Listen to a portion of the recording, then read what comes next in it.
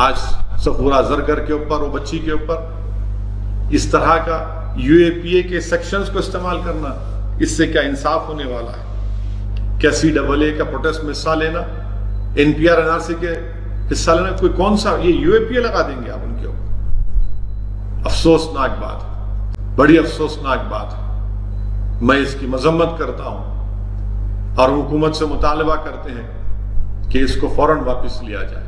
افسوس کے ساتھ مجھے کہنا پڑتا ہے کہ دلی میں جامعہ ملیہ یونیورسٹی کی ہماری ایک بچی کو، صفورہ زرگر کو، حاملہ ہے 4 مہینے کی، اس کو اریسٹ کر لیا گیا، ایک اور لڑکی کو اریسٹ کر لیا گیا، اور کیا سیکشن لگایا گیا؟ ان لافل ایکٹیویٹیز پریونشن ایکٹ کے سیکشن لگائے گئے۔ کیا جرم ہے ان کا؟ کیا جرم ہے کہ ایک حاملہ بچی کو جیل میں ڈال دیے؟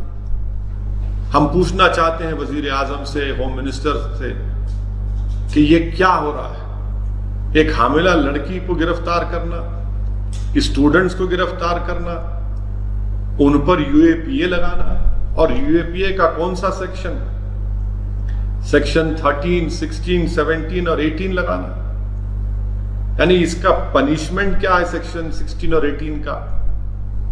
کہ اس کا پنشمنٹ فار ٹیررسٹ ایکٹ ہے، یعنی سزا ہوگی ٹیررسٹ ایکٹ۔ یہ ٹیررزم کر رہے تھے لوگ۔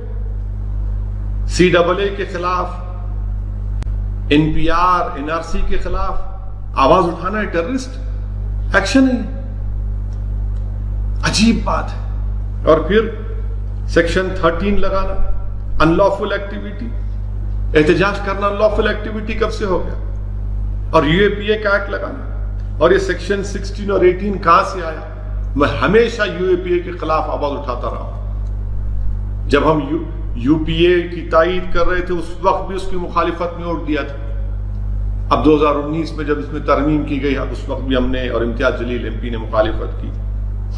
آپ اندازہ لگائیے کہ سیکشن 16 اور 18 کو پوٹا کے، اس میں پوٹا کا جو ایکٹ تھا اس میں ڈال دیا گیا، اور پھر آپ سوچئے کہ یہ UAPA کتنا ایک ظلم ہے، اتنا انکانسٹیٹیوشنل، اتنا گندا قسم کا قانون ہے کہ اس کا سیکشن 43D دیکھیے، بیل پروویژن کا، یہ ایگزیکٹ ریپلیکا ہے سیکشن 49 سب سیکشن 7 پوٹا کا، اور کیا کہتا ہے کہ اس میں بیل مل ہی نہیں سکتی آپ، امپاسبل ہے، امپاسبل ہے۔ کیوں امپاسبل ہے؟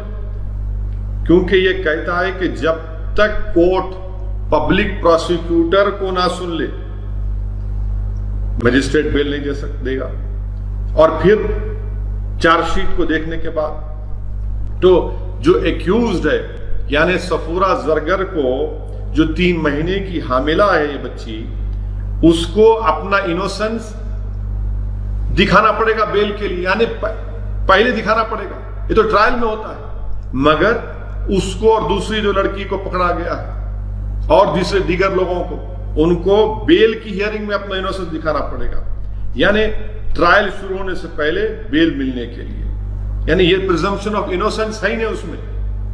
اسی لیے گندا قانون یہ UAPA میں ان بچوں کو ڈالا گیا۔ اب آپ دیکھیے کہ اس میں کیا لکھتی ہے FIR میں، دلی پولیس لکھتی ہے پری میڈیٹیٹڈ کانسپریسی۔ کون سی کانسپریسی؟ کہاں کی کانسپریسی ہے؟ اور پھر اسی لیے یہ ایک طریقے سے صرف مسلمانوں کے اوپر UAPA کا استعمال کرنا، یہ ہم وزیر اعظم سے اور ہوم منسٹر صاحب سے پوچھنا چاہتے ہیں کہ UAPA کا صرف مسلمانوں پر، دلتوں پر، آدیواسیوں پر، جو جس کسی حکومت کے خلاف رہیں گے ان کے خلاف کب تک استعمال ہو؟ ہم وزیر اعظم سے پوچھنا چاہتے ہیں کہ ان لوگوں پر UAPA استعمال نہیں ہوگا؟